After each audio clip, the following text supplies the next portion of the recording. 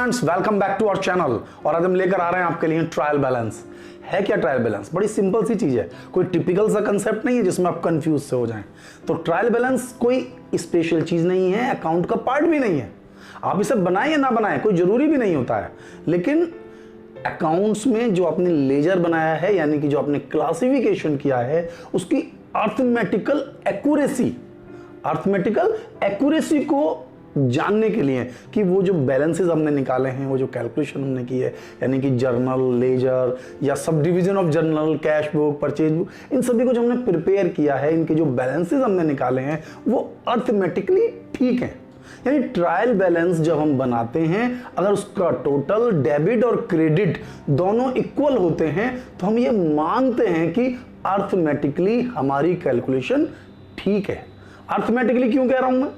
Arithmetic इसलिए कह रहा हूं कि जरूरी नहीं है कि टोटल इक्वल मिल गया तो हमारा क्वेश्चन ठीक है, सब कुछ करेक्ट है, ऐसा जरूरी बिल्कुल नहीं है। क्योंकि मैं आपको थोड़ा सा एक एग्जांपल लेकर बताता हूं। हमारे यहां 4 टाइप्स की एरर होती हैं: error of principle, error of omission, error of commission और कंपनसेटिंग एरर। यानी कि इन 4 टाइप्स की एरर में ना तो कंपनसेटिंग एरर का पता चलता है, यानी ट्रायल बैलेंस का टोटल आपका दोनों साइड से इक्वल है, इवन ना तो आपको कंपनसेटिंग एरर का पता चलेगा और ना ही एरर ऑफ प्रिंसिपल का पता चलेगा।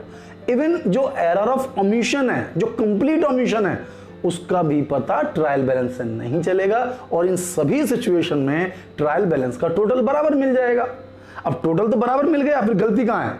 तो गलती है, मिस्टेक है, एरर है। तो इसीलिए मैं कह रहा था कि जो हम ट्रायल बैलेंस बना रहे हैं उसका जो टोटल इक्वल मिलने का मतलब ये नहीं है कि हमारा सब कुछ करेक्ट है, बस अर्थमेटिकली यानी मैथमेटिकली ठीक कर रहे हैं हम।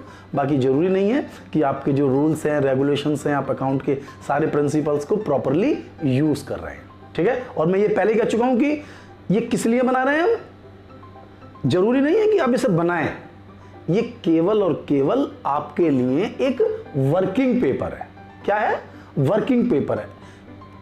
जो हमारी डबल एंट्री सिस्टम पढ़ते हैं उसका पार्ट नहीं है। और खास बात क्या है, कभी भी बना सकते हैं भाई। जब भी आपके पास अकाउंट के बैलेंसेस हैं, आप तभी ट्रायल बैलेंस प्रिपेयर कर सकते हैं। और ट्रायल बैलेंस प्रिपेयर करना एकदम इजी कंसेप्ट है। यानी कि सबसे पहले आपको लेजर बनाने हैं, यानी कि सबसे पहले हमने जर्नल बनाया था। यदि कोई बड़े ऑर्गेनाइजेशंस हैं तो वो जर्नल की बजाय उसको सब डिवीजन कर लेते हैं, जिसमें हम cash book, purchase book, sales return, purchase return और प्रॉपर जर्नल बनाते हैं। एंड आफ्टर दैट लेजर बनाते हैं। यानी लेजर तो आपको बनाना ही है, एंड लेजर के बाद उसकी अर्थमेटिकल एक्यूरेसी के लिए हम ट्रायल बैलेंस बना लेते हैं। तो ट्रायल बैलेंस हमारे यहां जनरली तो 1 टाइप का ही बनता है, लेकिन 3 टाइप्स का बन सकता है। उसमें एक होता है बैलेंस मेथड, एक होता है टोटल मेथड, और तीसरा होता है टोटल एंड बैलेंस मेथड। मतलब टोटल भी करा दिया, बैलेंस भी करा लिया, लेकिन जो सबसे बेस्ट वे है वो केवल बैलेंस मेथड ही है। तो मैं छोटा सा परफॉर्मा लेकर आपको बताता हूं, और बहुत सिंपल है, कुछ खास वर्क हमें नहीं करना है। देखिए, ट्रायल बैलेंस जब भी आप बनाएंगे बिल्कुल सिंपल और सीधा सा इसका परफॉर्मा होगा, बहुत ही सिंपल। यानी कि इसमें आपको कोई बहुत ज्यादा वर्किंग नहीं करनी है, सिंपल परफॉर्मा आपको मेंटेन करना है। एक छोटा कॉलम आप चाहें तो लेजर फोलियो नंबर का भी हम बना सकते हैं। ठीक है, तो एक कॉलम हम पर्टिकुलर का बना लेते हैं इसके लिए, एक LF यानी कि लेजर फोलियो नंबर। ये 2 कॉलम हमारे अमाउंट्स के हैं। 2 कॉलम किसके हैं? अमाउंट्स के हैं, जिसमें से एक कॉलम डेबिट के लिए है और एक कॉलम क्रेडिट के लिए है। एक कॉलम डेबिट के लिए, एक कॉलम क्रेडिट के लिए। ट्रायल बैलेंस समझ रहे हैं मेरी बात के लिए? तो ट्रायल बैलेंस में हमें 2 कॉलम बनाने हैं, एक डेबिट का और एक क्रेडिट का। और जो हमने लेजर से बैलेंस निकाले, अब ध्यान देना, लेजर से जो हमने बैलेंस निकालते हैं तो एक बैलेंस तो होता है कैरिड डाउन। तो कैरेट डाउन बैलेंस यूज नहीं करते, हम हमेशा ब्रॉड डाउन बैलेंस यूज करते हैं। और ब्रॉड डाउन बैलेंस कैसे निकलते हैं, यानी कि पहले लेजर के दोनों साइड का हम टोटल करते हैं, और जो टोटल ज्यादा होता है वो दोनों साइड लिखते हैं, और जिस साइड टोटल कम होता है उसे हम बैलेंस सीडी कहते हैं। एंड आफ्टर दैट जिस साइड का टोटल ज्यादा था वापस उसी साइड हम ले आते हैं बैलेंस को, जिसे हम कहते हैं बैलेंस ब्रॉड डाउन, और वही बैलेंसेस हम यहां लिखते हैं। तो एक तो लेजर के थ्रू बनाते हैं, तो या तो हमें जर्नल, जर्नल से लेजर, लेजर के बाद हम ट्रायल बैलेंस बनाए, हम डायरेक्ट भी ट्रायल बैलेंस बना सकते हैं। यानी कि आपको पता होना चाहिए कि जैसे हम मॉडर्न अप्रोच पढ़ते हैं, तो मॉडर्न अप्रोच में क्या पढ़ते हैं, असेट्स, तो जितनी भी असेट्स हैं उन सबका डेबिट बैलेंस होगा। एक लाइबिलिटी है, लाइबिलिटीज का सभी का क्रेडिट बैलेंस होगा। असेट्स, लाइबिलिटी, कैपिटल, कैपिटल का हमेशा क्रेडिट बैलेंस होगा, समझना, all assets debit balance, all liability credit balance, capital credit balance. अब बचा रेवेन्यू और एक्सपेंडिचर। रेवेन्यू का हमेशा क्रेडिट, यानी रेवेन्यू से रिलेटेड जितने भी टर्म्स आएंगे वो क्रेडिट में आएंगे, और जो एक्सपेंडिचर है उससे रिलेटेड सभी टर्म्स डेबिट में आएंगे। यानी कि एक सीधा सा कंसेप्ट है, यानी कि लेजर बनाते समय भी ये आपके लिए हेल्प करेगा। यानी कि अगर आपको ये पॉइंट्स क्लियर हैं कि भाई किसका बैलेंस डेबिट है, किसका क्रेडिट है, तो लेजर में भी आपको पता चल जाएगा कि मिस्टेक तो नहीं हो रही है हमारी।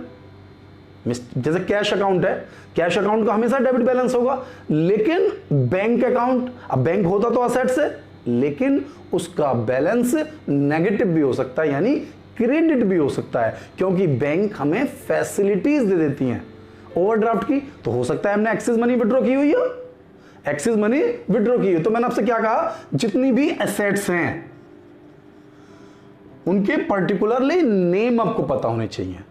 ये नहीं कि यहां पे आप एसेट्स लिखेंगे, वहां आपको नाम लिखना है।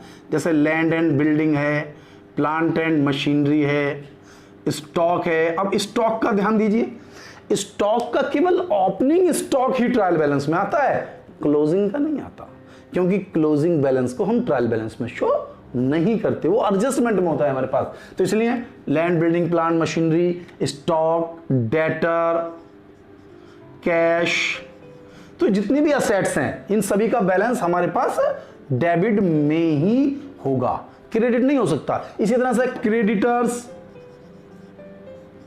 कैपिटल, लोन, इन सब के बैलेंस हमेशा क्रेडिट में ही होंगे, डेबिट में नहीं हो सकते। तो आपको जो समझना है बेसिकली कि हमारे पास जितनी भी असेट्स हैं उनका डेबिट बैलेंस, जितनी भी लायबिलिटी हैं उन सबका क्रेडिट बैलेंस। फिर बताया था मैंने रेवेन्यू और एक्सपेंडिचर। अब जैसा सेल्स है, सेल्स क्या है हमारी, रेवेन्यू है, सेल्स हमारी रेवेन्यू है, क्रेडिट बैलेंस होगा।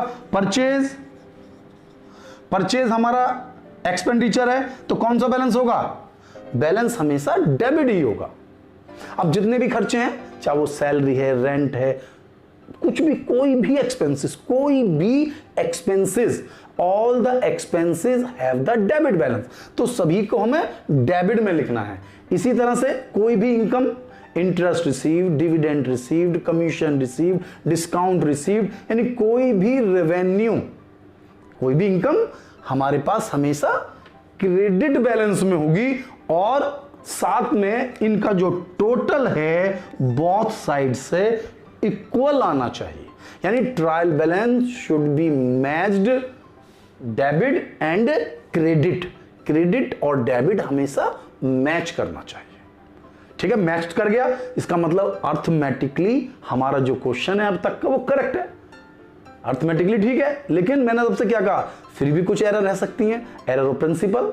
भाई आपने अगर कोई अकाउंट्स के रूल्स में मिस्टेक कर रहे हैं, अकाउंट के प्रिंसिपल्स में मिस्टेक कर रहे हैं, आपको नॉलेज कम है अकाउंट की, तो टोटल तो बराबर मिल जाएगा। कंपनसेटिंग एरर है, एक एरर दूसरे को कंपनसेट कर देती है, यानी दो एरर अपने एक साथ कर दी है, उन्होंने कंपनसेट कर दिया, टोटल तो बराबर मिल गया। ओमिशन है, आप पूरी तरह भूल गए, तो टोटल तो बराबर मिल गया ना। तो इसके अलावा टोटल कई बार नहीं मिलता तो अर्थमेटिकली एरर तो आई गई, तो उससे हम डालते हैं सस्पेंस अकाउंट में। अब आप सुनिए, बहुत अच्छा सा टर्म है सस्पेंस अकाउंट।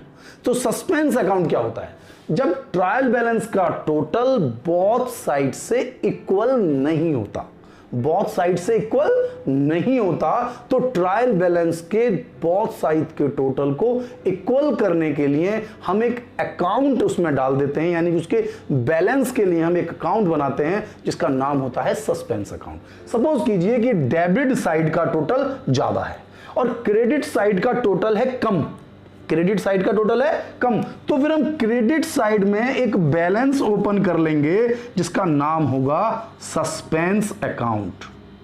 क्या होगा? Suspense account. तो कहां लिखा गया सस्पेंस अकाउंट? क्रेडिट में, but it have the debit balance, क्योंकि टोटल तो डेबिट का ही ज्यादा है ना। इक्वल करने के लिए भाई डेबिट का ज्यादा है, क्रेडिट का कम है, तो क्रेडिट में मैंने सस्पेंस लिख दिया, बट इसका बैलेंस कौन सा कहलाएगा? बैलेंस हमेशा डेबिट ही कहलाएगा, और ये आपको समझना है। और अब जैसे जैसे हमें एरर मिलती जाएंगी, उन एरर को हम सस्पेंस अकाउंट में एडजस्ट करते जाएंगे और एक दिन हमारा सस्पेंस अकाउंट समाप्त हो जाएगा। इस तरीके से हम अपनी एरर्स को भी कंप्लीट कर लेते हैं। यानी सभी के डेबिट और क्रेडिट बैलेंस की नॉलेज हमें प्रॉपरली होनी चाहिए। ठीक है। अब कई बार हम फंस जाते हैं जीएसटी में। अब जीएसटी में जितने भी इनपुट होंगे उनका हमेशा डेबिट बैलेंस होगा। अगर मैं कहने लगूं जीएसटी, तो जीएसटी इनपुट, तो इनपुट है तो डेबिट में लिखिए, और जीएसटी आउटपुट है तो क्रेडिट में लिखिए। यानी कि ट्रायल बैलेंस कोई बड़ा इशू नहीं है। ट्रायल बैलेंस में ये तो मैंने आपको बताया कौन सा मेथड? Balance method. यानी कि हर अकाउंट का मैंने बैलेंस लिया, डेबिट बैलेंस था तो डेबिट में लिख दिया, क्रेडिट बैलेंस है तो क्रेडिट में लिख दिया। अब कुछ अकाउंट ऐसे भी तो होंगे जिनका हिसाब क्लियर है, डेबिट भी और क्रेडिट भी दोनों साइड से इक्वल है, यानी कि उसमें ना तो कोई बैलेंस सीडी है ना बैलेंस बीडी है। तो ऐसे लेजर, ऐसे सभी अकाउंट्स जिनका टोटल बोथ साइड से इक्वल है, यानी कि उसमें कोई बैलेंस नहीं है, टोटल तो सबका बराबर करना होता है, लेकिन जिनमें कोई बैलेंस नहीं है उनको हम अपने ट्रायल बैलेंस में नहीं लिखते, यानी केवल उन्हीं लेजर्स को लिखेंगे जिनमें बैलेंस है। और ये मैं आपको बता चुका हूं कि कौन कौन से डेबिट हैं, कौन कौन से क्रेडिट हैं। जनरल फॉर्म में ही हो गया। बाकी जब आप लेजर बनाएंगे तो उनका जो हमारा बैलेंस ब्रॉट डाउन है, सबके बैलेंस ब्रॉट डाउन देखने हैं। डेबिट में है तो डेबिट में लिख देंगे, क्रेडिट में है तो क्रेडिट में लिख देंगे। मैंने आपसे कहा ये बैलेंस मेथड है। अब अगर टोटल मेथड होता तो हर एक का टोटल लिख देते, डेबिट का टोटल डेबिट में, क्रेडिट का टोटल क्रेडिट में। जैसे कैश लेजर बनाते हैं हम, तो कैश का टोटल डेबिट वाला टोटल डेबिट में, क्रेडिट वाला टोटल क्रेडिट में।